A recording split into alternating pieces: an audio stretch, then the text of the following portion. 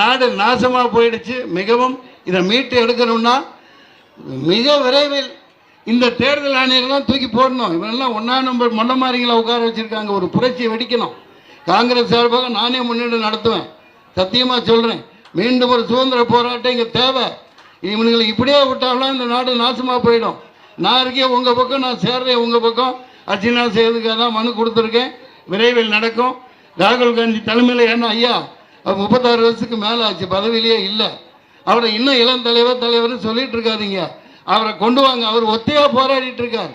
பாராளுமன்றத்தில் அவர் கேட்குற கேள்விக்கு பதில் சொல்ல முடியாமல் துண்டை காணா துணியை காணான்னு கோவணத்தை ஒரு வீட்டை ஓடுறானுங்க. பைபிள்லைங்க பதில் சொல்லாமல் அவர் மேலே ஆன்டி இண்டியன் போட்டு பழி சுமத்துறானுங்க. போதும்.